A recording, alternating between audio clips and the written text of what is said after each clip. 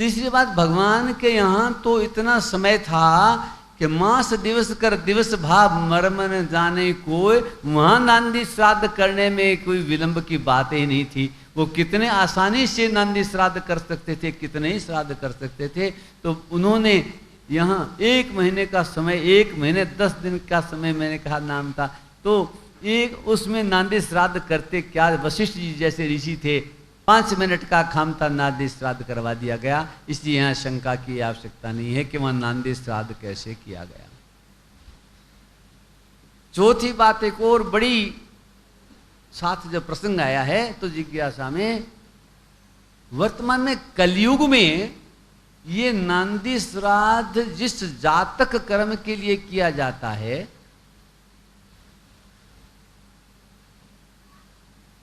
उन दिनों में, उन दिनों के उस केवल उस कृत्य के लिए अशोच नहीं लगता, निवृत्त रहता है।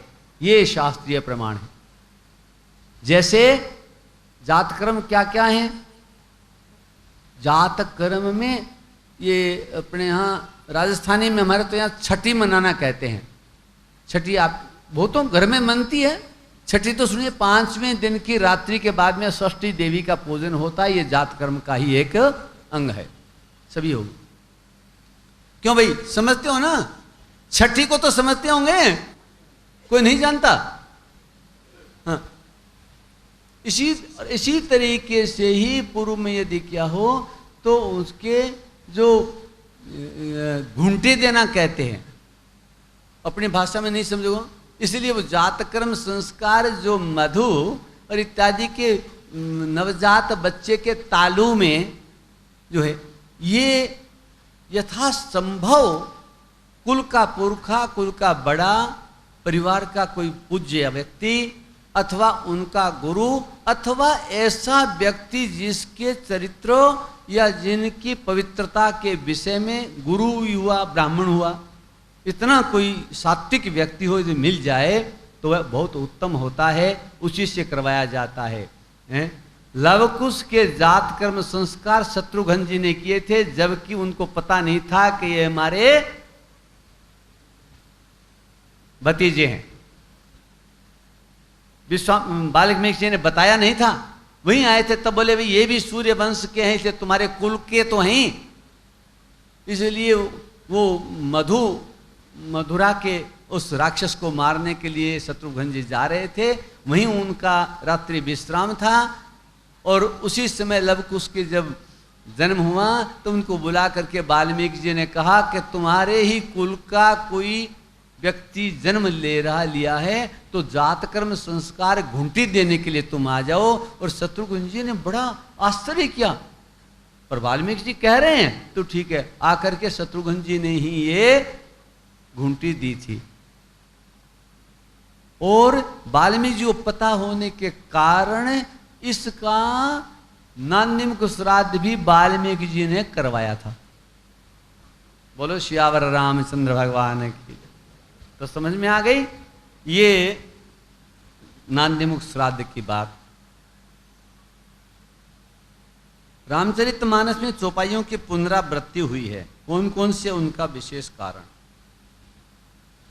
ज्यादा पुनरावृत्तियां नहीं हुई, एक है, और उसके विशेष कारण गंभीर तो हैं। वो पुनरावृत्तियां भी कोई विशेष तरीके से हुई हैं। अब लंबे चौड़े कथानक वाली बात तो नहीं है, पर मैं थोड़ा सा जो इसका है वो देश काल परिस्थिति के अनुसार बता देता हूँ, क्योंकि आज का कार्यक्रम अच्छा है। ये भी चलो जिज्ञासा है, कहा था हमने। एक चौपाई है उन्हें जो जिसकी आवृत्ति मानी जाती है। वन में जा रहे हैं राम लक्ष्मण और सीता जी, और वो आगे आगे राम चलते और पीछे लक्ष्मण भाई, बीच बीच में चलत जान के, जैसे आप बदल गाते हो। आगे राम जी जा रहे हैं, पीछे लक्ष्मण जी और बीच में सीता जी जा रही हैं। उसका वर्णन करते समय और गोस्वामी जी जो हैं उन्होंने चौपाइयाँ 2 बार लिख दी। 2 बार ऐसे ही नहीं। एक बार तो चित्रकूट में जब जा रहे हैं तब, और एक बार वहां से अरण्य कांड में, अरण्य कांड का 6ठा दोहा है शायद रामचरितमानस में, वहां अभी देखते हैं।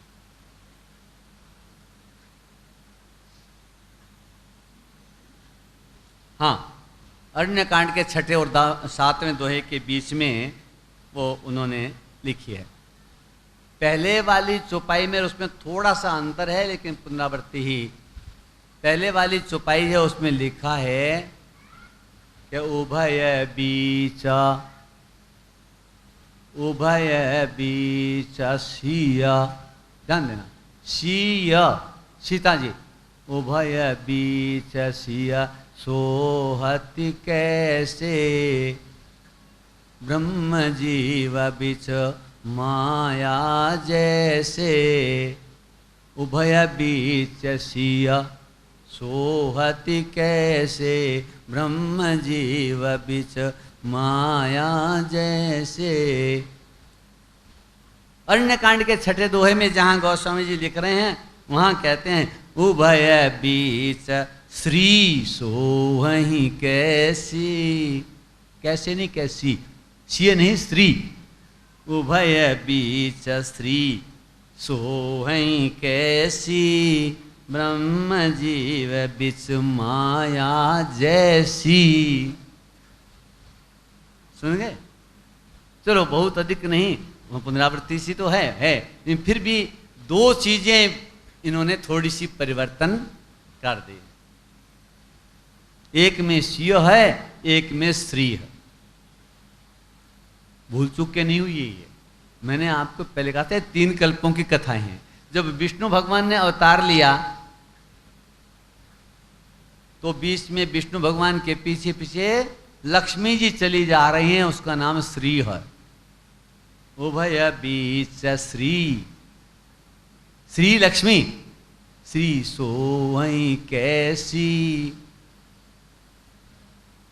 और जब ब्राह्मण कल्प में जब अगणित शंभो विष्णु भगवान उपजहि जासु अंश ते नाना, उसमें गोस्वामी जी ने कहा था कि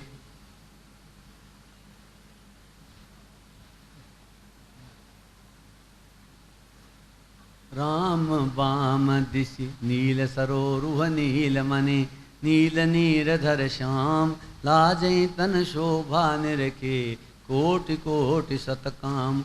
वहाँ अग्नि तलाछि उमा ब्रह्मानी, उपजहि जासु अंश गुण खानी। वो सो गुण खानी अग्नि तलाची, वो वहाँ का है राम बाम दिशि सीता सोई। वहाँ स्त्री नहीं कहा, राम जी के बाएं भाग में वहाँ सीता जी वही शोभित हैं जिनसे अगणित लक्ष्मियाँ, अगणित स्त्रियाँ सारे उत्पन्न होती हैं, उसका नाम सीता जी है। इसलिए जहाँ सीता जी के कल्प की, जहाँ भी सीता जी जहाँ मनुष्य शत्रुपा के कल्प की थी, वहाँ सिया शब्द लिखा, श्री नहीं लिखा। कि उभय बीच सिया सोहति कैसे, कैसे और कैसी। उभय बीच सिया सोहति कैसे, ब्रह्म जीव बिच माया जैसे। मतलब यहाँ कैसे और जैसे शब्द हैं, इन पर ध्यान दीजिए कि यहाँ सीता जी के स्त्री लिंग नहीं है, लिंग भेद से नहीं है, ब्रह्म का ही वाचक है, इसलिए उसी में आती हैं और उसी में चली जाती हैं, कि अलग से लीला नहीं करते ये राम जी को छोड़ करके। और स्त्री कैसी जैसी, उभय बीच श्री सोहई कैसी, ब्रह्म जीव बिच माया जैसी। तो सीता जी ये कल्प भेद की बात और इनको पुनः दूसरे कल्प की कथा कहनी, कल्प भेद को प्रमाणित करने के लिए भी बात वहां कही। इसलिए पुनरावृत्ति भी है और इसका कारण कल्प भेद भी है। छोटा सा, बाकी तो ये दोनों ही बड़े गंभीर विषय हैं हमारे जैसे के लिए मान लो। तीसरी बात, श्री राम जी का रहस्य किस किस ने जाना। देखिए, बाकी तो कल अगर समय मिला तो बताएंगे, लेकिन मोटे रूप से एक बात ध्यान रख लीजिए कि सोई जान जही देव जनाई, जानत तुम ही हुई जाई। किस किसने जाना? बोले किसनों, जितनों ने भी जाना, बहुत जानते हैं भगवान के, कितनों का मोक्ष हुआ है, कितने उसके रहस्य को जानते हैं, कितनों को ज्ञान हो गया, ये संख्या नहीं होती है। लेकिन जाना उसी ने जिसको उन्होंने जना दिया। सोई जान जही देव जनाई, और जानत तुम ही हुई जाई। एक वाक्य का अर्थ यह है, और मर्म और किसने नहीं जाना, किसने जाना, किसने कितना जाना, ये बात अगर समय मिला तो कल बता देंगे। बोलो सियावर रामचंद्र भगवान की जय। पांचवी जिज्ञासा थी कि फिरती बार मोहि जो प्रभु देवा, सो प्रसाद मैं सिरा धरि लेवा। कपट मतलब केवट जी ने पार करके भगवान को जब दक्षिणा देनी चाहिए, मजदूरी देनी चाहिए, हैं, तो प्रभु ही सकुच यही नहीं कछु दीना, है? तो पियही की सिय जान निहारी, मन मुंदरी मन मुदित उतारी। मुद्री लेके भगवान ने कहा, कहू कृपाल लेवु उतराई, केवट चरण गहे अकुलाई। बोले नहीं भगवान, तो आज नहीं लूंगा। उस समय उन्होंने अपनी बात नहीं लूंगा, सर्वथा नहीं लूंगा नहीं कहा, और कहा फिरती बार मोही जो देवा। वापिस आके मुंदरी नहीं, आज मुंदरी उधारी नहीं दे रहा हूं। फिरती बार मोही जो देवा, सो प्रसाद मैं सिरो धरि लेवा। जो मुझे देवोगे वही मैं आपको, वही मैं प्रसाद, उसी प्रसाद को सिरोधार्य कर लूंगा।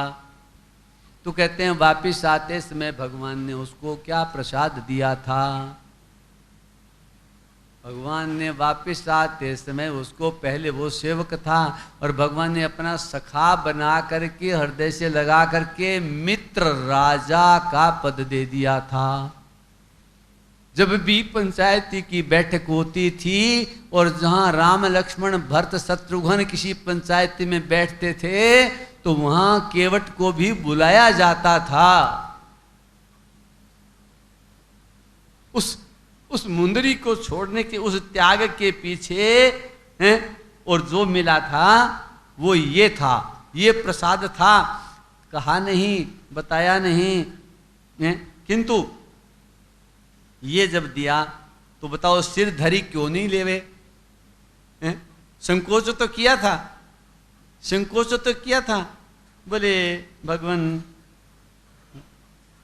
मुझे, निषाद राज थे ना, उनको पहले राजा केवल मानते थे, और अब यहाँ सीता जी ने जब पूजा करी तो उसमें लंका कांड के अंत में जहाँ वापिस लौट रहे हैं भगवान, लौटते समय स्वामी जी कहते हैं कि सुनत गुहा धायउ प्रेमा कुल। सारे आ रहे हैं, भगवान आ रहे हैं, जा रहे हैं, और कहा था फिरती बार मोहि जो देवा। मांगेंगे नहीं, जो अपने आप दोगे।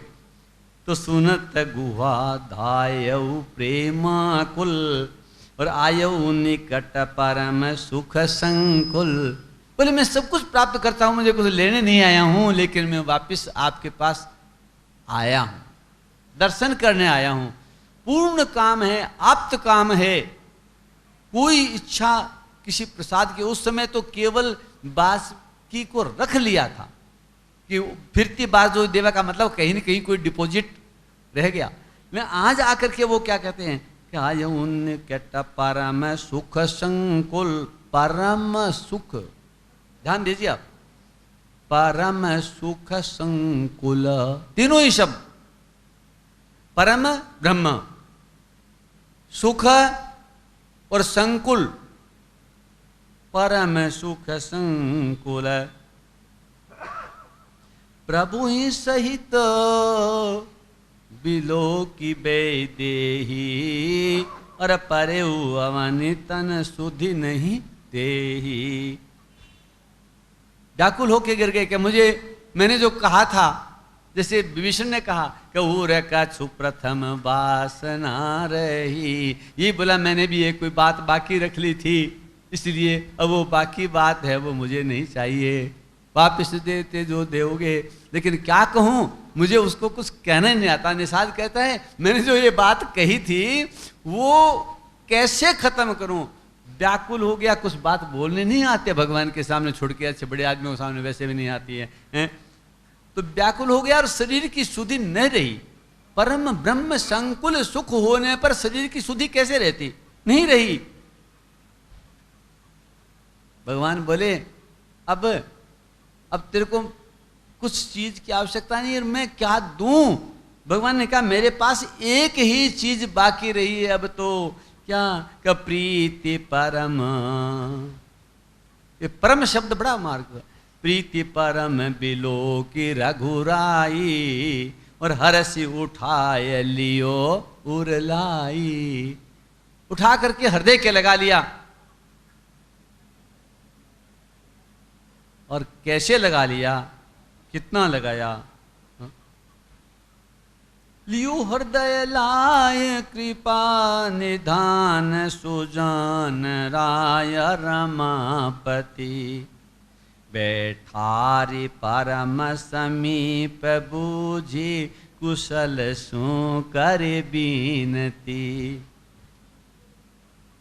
उत्तर दे दिए, पहले तो तुम कुशल बताओ, तुम उस दिन बात कर रहे थे, अब कुशल पद पंकज बिलो की, बिरंचि शंकर से व्यजे, सुख धाम पूरन काम, राम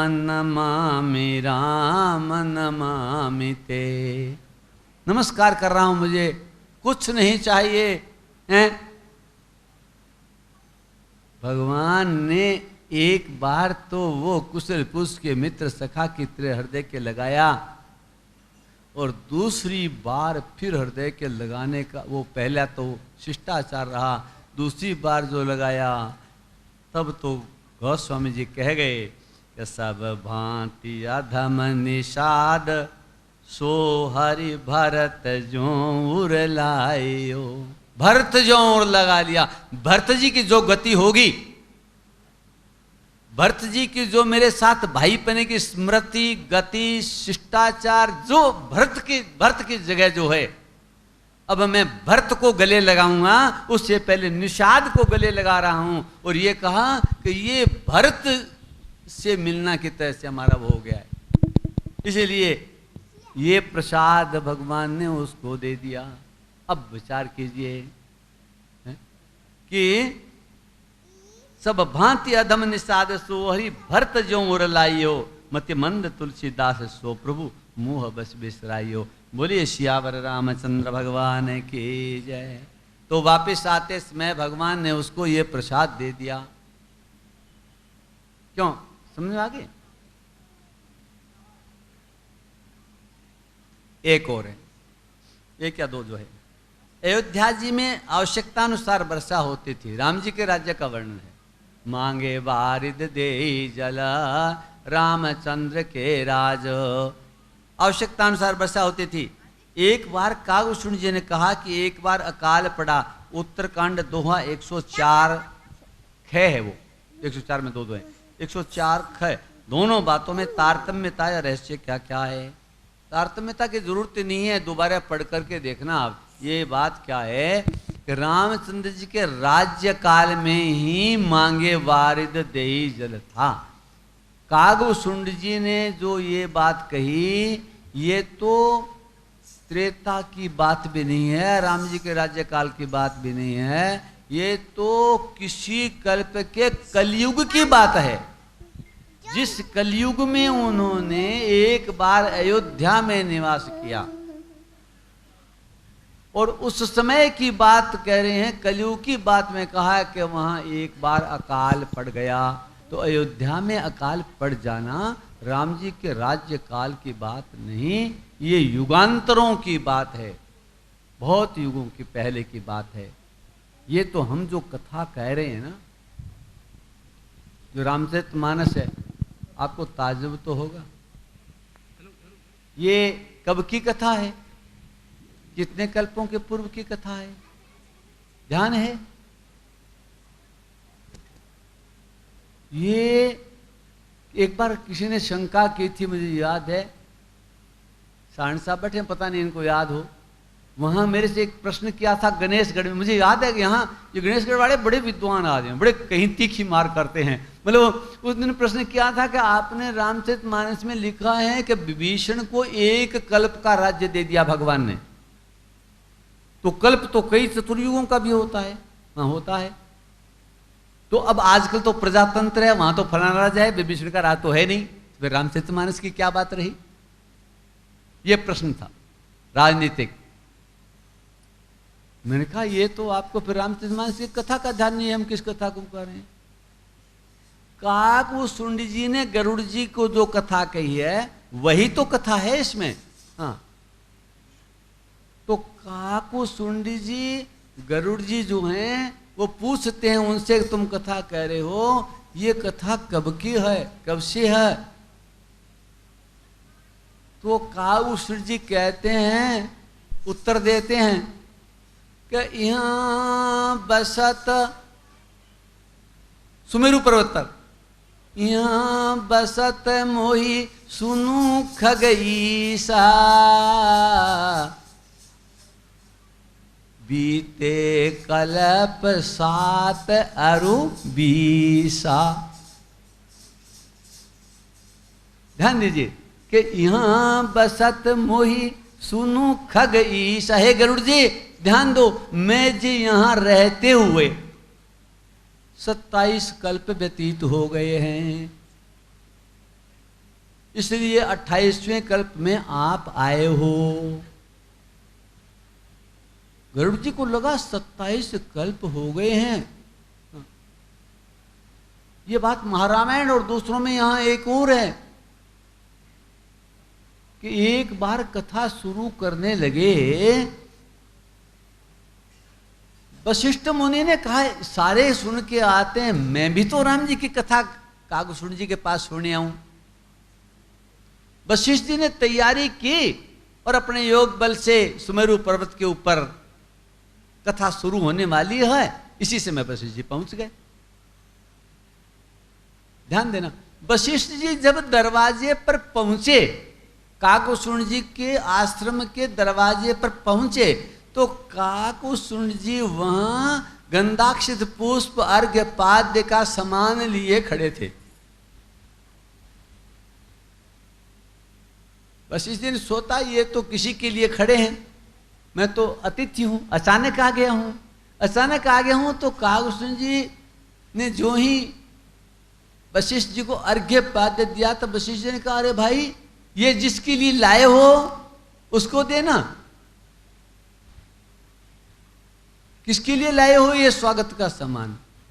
काकभूषुंड जी बोले आपके लिए। तो मैं तो कह के भी नहीं आया किसी को, मैं तो अचानक आ गया हूं। तुम्हें किसने बताया, कैसे पता लगा कि वशिष्ठ आ रहे हैं? बोले नहीं, ज्यादा पुराना तो पता नहीं लगा था, लेकिन 27 कल्प पहले मुझे पता था कि 28वें कल्प के वशिष्ठ जी मेरे पास उस समय आएंगे जी, मैं कथा शुरू करूंगा। ज्यादा पुराना तो पता नहीं लगा था, लेकिन 27 कल्प पहले ये पता लग गया था कि 28वें कल्प के वशिष्ठ जी तुम्हारे पास यहां आएंगे और वो कथा शुरू होने वाली है, इसलिए मैं अर्घ्य पाद्य लेके आपके लिए ही गुरुजी खड़ा हूं। बोलिए श्यावर रामचंद्र भगवान की। ठीक है, गंगा जी में स्नान 3 दिन, यमुना जी में 7 दिन का क्या कोर्स है कोर्स है। मतलब वो भाषा ठीक है, सुंदर है आजकल जो काम है, मतलब जिस स्नान के पूर्ण फल की प्राप्ति होती है वहाँ के लिए कि यमुना जी में 7 दिन तक निवास करके यमुना जी का स्नान करो तो यमुना जी के स्नान का फल मिलता है। गंगा जी में 3 दिन तक करो तो मिलता है। तो ये कोर्स बोला ना, ये कोर्स मान लो वो है। तो सरयू जी के लिए एक कोर्स कितने दिन का है? सरयू जी में 1 दिन का ही है, 1 ही दिन स्नान करने से वो फल मिल जाता है जो वहां मिलना चाहिए। और भी कुछ नदियों के ऐसे नाम हैं जिनमें इस तरह के हैं। हाँ, नर्मदा नदी में दर्शन मात्र से ही फल मिल जाता है, स्नान करने की भी आवश्यकता नहीं है। नर्मदा नदी में दर्शन की बात है, स्नान की बात नहीं हो। स्नान करो तो बहुत बढ़िया बात, और नहीं करो तो मतलब दर्शन मात्र करने से ही। ये हम तो कहीं अगर बस में, ट्रेन में या उसमें कि पुल से नर्मदा नदी को पार पहली बार करने लगा तो मैंने गाड़ी रोक करके कहा, अरे ड्राइवर को 1 मिनट रोकना, अपने नर्मदा नदी से चल रहे हैं, स्नान तो क्या पता कब लिखा है नहीं लिखा है, लेकिन एक बार दर्शन करके प्रणाम तो कर लें। वहीं रुक करके मैंने पहली बार दर्शन करके प्रणाम किया और कहा, मैया क्या मुझे स्नान की भी इजाज़त मिलेगी? तो दूसरे ही बार तुरंत थोड़े ही दिनों में मुझे वहाँ अमरकंटक में जा करके और 15 दिन रह करके स्नान करने का अवसर मिला भगवान की कृपा से। बोलिए सियावर रामचंद्र भगवान की। ये जो जिज्ञासाएं थी ये रतनलाल गणेश गढ़िया की थी, और मैंने आपको सभी का समाधान जैसे मेरी बुद्धि है वैसे छोटा मोटा कर दिया है।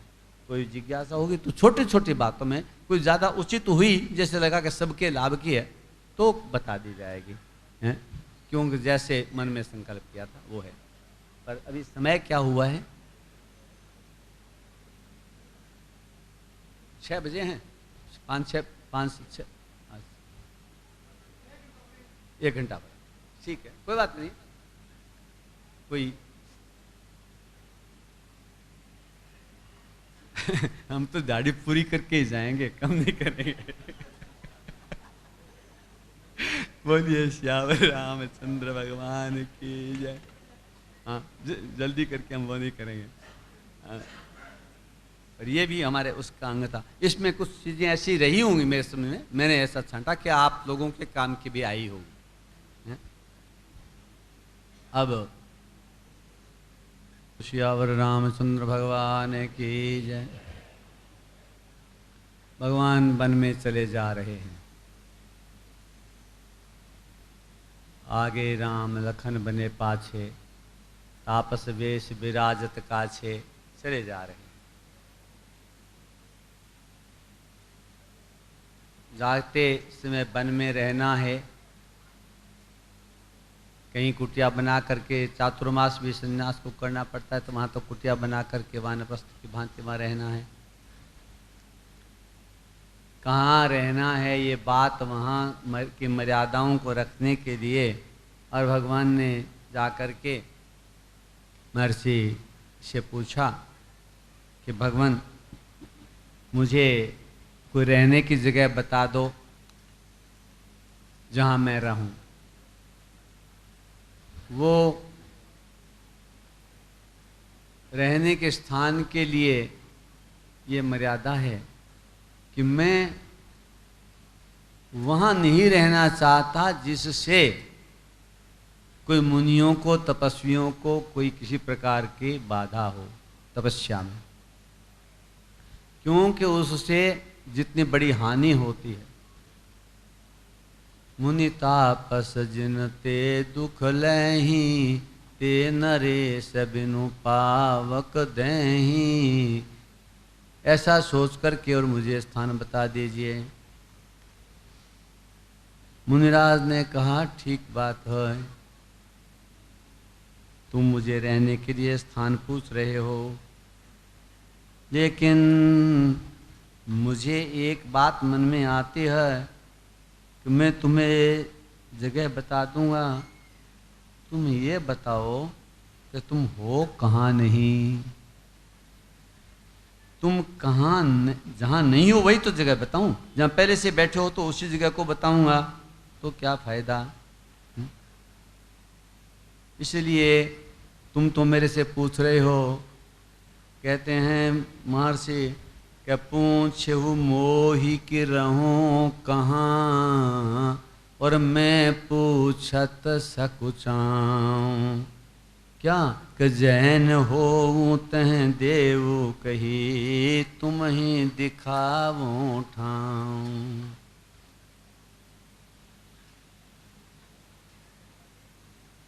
बात तो ठीक है, भगवान शंकर ने भी जब ये सारे देवता ऋषि मुनि प्रार्थना करने के लिए, तो प्रार्थना करने के लिए जाने के लिए बोले कहाँ चलना चाहिए अपने को, है? भगवान कहाँ मिलेंगे जहाँ जाके प्रार्थना करेंगे। पूर्व बैकुंठ जान कह कोई, को कह बय निधि बस प्रभु सोई। कोई बैकुंठपुर जाने के लिए कहता है, कोई क्षीर सागर पर जाने के लिए भगवान को कहता है। सारे विचार करते करते भगवान शंकर कहते हैं मैं भी वहीं था, तो अवसर पाय बचन एक कहूँ, मैंने भी मौका देखा, बोले भगवान आप बताओ कहाँ जाएं, आपको ही पता है भगवान कहाँ मिलेंगे। तो भगवान शंकर ने कहा कि भाई मैं ये सोच रहा हूँ कि प्रभु व्यापक सर्वत्र समाना, प्रेमते प्रगट होई मैं जाना। तो जाने आने की आवश्यकता क्या है, जहाँ खड़े हो वहीं प्रार्थना करो। भगवान के पास जाकर के कहने वाली बात नहीं है। भगवान नित्य निरंतर सदा सर्वदा सब स्थानों में ही रहते हैं। तो मुनिराज ने शंकर भगवान की बात का एकदम अनुवाद करते हुए कह दिया कि जहन हो वो तह देव कही, तो तुम ही दिखाओ ठाऊं। कहाँ नहीं हो वो पहले बता दो, मैं तुम्हें जगह बता दूंगा। भगवान ने कहा ये तो ज्ञान में चले गए, हम लीला कर रहे हैं, लीला में पूछ रहे हैं, हमें पूछना चाहिए, मर्यादा है, और ये कहीं चले गए।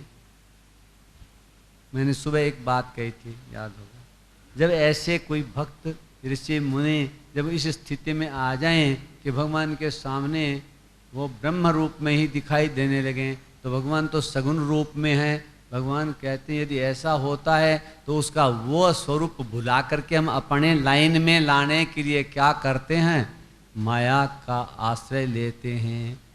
और माया का आश्रय कोई आह्वान है क्या? बोले माया हास, भगवान मुस्कुरा देते हैं। भगवान के मुस्कुराहट जो है वो माया है।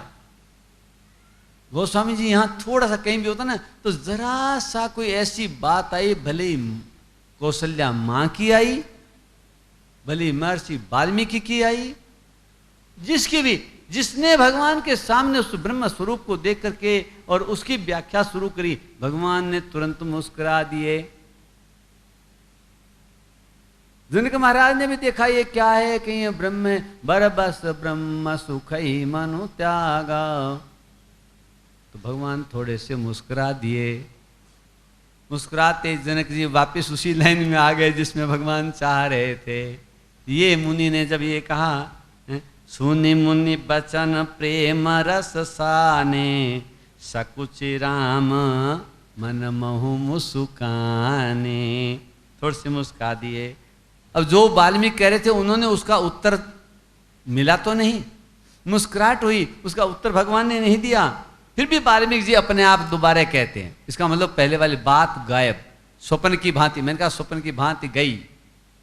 वाल्मीकि जी ने जो ये कहा ना कि जैन हो तैं देव कही, तुम ही दिखावो ठाऊं, राम जी ने कोई उत्तर नहीं दिया। राम जी थोड़े से सकुचि राम मन महु मुस्काने। तो वाल्मीकि हंस कहीं बहोरी, अपने आप ही दोबारा बात शुरू कर दी। वो बात गई, उसका उत्तर की प्रतीक्षा नहीं है, अपेक्षा नहीं है, वो प्रश्न ही भूल गए। वाल्मीकि जी प्रश्न ही भूल गए कि मैंने कोई बात पूछी थी, उसका उत्तर आने के बाद आगे जगह बतानी पड़ेगी। वाल्मीकि हंस कहीं बहोरी, वाणी मधुर अमय रस बोरी। सुनहु राम अब कहूँ निकेता, जहाँ बसहु सिय लखन समेता। मैं तुम्हें वो घर बताता हूँ जहाँ राम लक्ष्मण और सीता समेत। औरों का नाम क्यों लेवे, सामने तीन ही तो खड़े हैं, सामने राम लक्ष्मण सीता तीन ही खड़े हैं। ये मैं जब कोई कमरा मांगे, किसी होटल में जाकर भी कोई कहे कि हमें कमरा चाहिए, और सामने अगर 3 मेंबर हैं 2 मेंबर हैं तो उसी के अनुसार वो 3 खड़े हैं तो वो कहेगा 2 बेड वाला है या 3 वाला, या कैसे 2 कमरे लोगे या एक अलग, मतलब सामने जो मांगने वाला है उसकी जीती है। तो बोले ये 3 खड़े हैं, तो बोले मैं आपको वो घर बताऊंगा जहाँ पर आप जहाँ बसहु सिय लखन समेता। उसके अनुसार थोड़ा बहुत जित समय, अकेला समय, समय के अनुसार और मेरी बुद्धि के अनुसार, क्षमा करना जितनी मेरी है, हाँ उसी के अनुसार मैं ये बात थोड़ी सी कहूँगा कि यहाँ वाल्मीकि जी ने एक घर नहीं बताया, एक स्थान पूछा था रहने के लिए। वाल्मीकि जी ने एक स्थान नहीं बताया, 14 घर बता दिए, 14। लक्ष्मण सीता जी बोले ये घर बताए जा रहे हैं। राम जी मुस्कुराए, बोले तुम्हें 14 साल रहना है ना, चाहे एक साल में एक मरम्मत कराने की जरूरत भी नहीं, एक साल में एक घर में रहो। 14 वर्ष का वनवास है और 14 साल रहना है, तो फिर 14 ही घर क्यों नहीं बता दिए, 14 घर बता दिए। वैसे ये क्या है, ये भक्ति के विभाजन है, भक्ति के लक्षण हैं। भगवान तो भक्तों के हृदय में ही रहते हैं, इसलिए उन भक्तों के वृत्तियों के अनुसार, स्थितियों के अनुसार उनके भक्ति, जहां भक्ति का वर्णन किया है वहां भले ही नवदा भक्ति का क्या हो, भले ही भक्ति के साधन का क्या हो, उससे संदर्भित तुलना आज नहीं हो सकती। लेकिन वहां यहां प्रकारांतर से ये 14 प्रकार के भक्तों के स्थल बताए, 14 प्रकार के लक्षण बताए भक्तों के, उनमें से सबके यहाँ हृदय में आप निवास करेंगे। और सबके हृदय में 14 में भी कहीं कहीं तो तीनों को स्थान दे दिया, कहीं 2 को दे दिया, कहीं अकेले को भी दे दिया। वैसे कोई फर्क नहीं पड़ेगा, क्यों कि जब राम जी को स्थान देगा वो साथ रहेंगे तो रहेंगे, कोई बात नहीं है। पर वो भक्त जो है, वो जो एकनिष्ठ भक्त है, एकनिष्ठ भक्त है, उसको मतलब नहीं है कि उनके साथ कोई छोटा भाई है कि बड़ा भाई है, उनके घरवाली है या नहीं है, वो एकनिष्ठ भक्त है। वहां एक का ही नाम ले दिया, बोले बाकी तो आपके साथ रहेंगे। मकान में आपकी जगह बता दी, अब आपके साथ जो रहे सो रहे। या मैंने पहले कह दिया तीनों रह सकते हैं, तीनों के लिए जगह 3 की है, रहो आप में से संबोधन। और ये बड़े रहस्य के घर हैं। अब बता रहे हैं 1 2 करके, और वही उनको आप भक्तों के लक्षण समझ लीजिए, ये भक्ति के लक्षण समझ लीजिए। और वहां इनमें से कोई सी भी भक्ति आपके हृदय में है तो समझ लीजिए कि भगवान आपके घर में रह सकते हैं। ये आप देखिए, क्यों कि गुण और अवगुणों के लिए भगवान ने, गोस्वामी जी ने मानस में सबसे पहले कह दिया है कि सारा जो प्रपंच है, विधि प्रपंच गुण अवगुण सान, विधि का प्रपंच सारा गुणों और अवगुणों से भरा हुआ है। तो फिर उनमें से भगवान जब विवेक दे देवे, अस विवेक जब देई विधाता, तब तज दोष गुण ही मनोराता। विवेक दे देवे तो व्यक्ति उससे वो दोषों को छोड़ता रहता है और गुणों को ग्रहण करता रहता है। भगवान की दी विवेक से वो दोषों को छोड़ के गुणों को ग्रहण करता रहता है। अस विवेक जब देई विधाता, तब तज दोष गुण ही मनोराता। और वो गुण क्या है? वो गुण ही इन भक्तों के लक्षण हैं। यद्यपि चौपाइयां देखिए सरल हैं, पाठ भी आप करते हो, मेरी समझ में कोई वैसे कठिन नहीं है। बहुत गंभीर जाओ तो वैसा हमें भी उतना ज्ञान नहीं है, इसलिए मैं आज थोड़ा इन 14 घरों को मैं आपको बता देता हूं। शुरू कर रहे हैं वाल्मीकि जी कि सबसे पहली भक्ति क्या होती है, प्रारंभ कहाँ से होती है। भक्ति के भी जहाँ बताएं वहाँ भी कहा है कि प्रथम भगति संतन कर संगा, दूसरी रति मम कथा प्रसंगा। संतों का और क्या है? संतों के पास जाओगे तो क्या मिलेगा? भगवान की चर्चा मिलेगी। संतों के पास जाओगे तो भगवान की चर्चा होगी और उससे भगवान में प्रीति हो जाएगी। एक बात, कथा का महात्म्य भी इसी में समझ लीजिए। मतलब ध्यान समाधि योग लगा करके भगवान में जो बैठे रहते हैं, बैठे रहें, उसकी क्षमता, कोई जल्दी से ध्यान लगना कितना का आसान है पता नहीं भाई। अब वो तो आप लोग हैं जो भक्ति करते हैं, भगवान के पास पूजा करते हैं, तो आपका कितना ध्यान लग जाता है ये तो हमें तो पता नहीं है। हमने तो अपनी बात कह दी थी। कपाणी जी ने पूछा, बोले क्या आप बैठते हो तो आपका मन कहीं भगवान के पास बैठते हो तो कहीं मन कहीं और कहीं जाता है? हमने कहा भगवान को छोड़ के बाकी सब जगह जाता है। अब आपकी बात तो हमें पता नहीं कि आपका भगवान में ही रम जाता है या कहीं और कहीं भी जाता है मन। तो वैसी स्थिति किस किस की होगी तो हम लोगों का कल्याण कैसे होगा? हमारे लिए भी कुछ जगह भगवान ने छोड़ी या नहीं छोड़ी? ऐसा तो नहीं है, भगवान दयालु हैं। कहीं तो ऐसे जीवों के लिए भी जगह छोड़ी होगी। बोले ऐसे जीवों को नहीं, उनकी गति भी वैसे ही है। 7 दिन की अवधि रहने पर भी परीक्षित ने जब कहा कि 7 दिनों में मेरा कल्याण कैसे होगा, तो 7 दिनों में ही श्रीमद् भागवत की कथा कह करके परीक्षित का कल्याण कर दिया। योग समाधि कुछ नहीं, मतलब वहां 7 दिन केवल कथा ही सुनी। ये कथा का ही तो महत्व था। बोले ऐसे समय में मन चंचल होगा, कुछ होगा, मतलब कथा से मन जितना एकाग्र होता है दूसरे के सहारे से, उतना अकेले बैठकर नहीं हो सकता। कथा कहने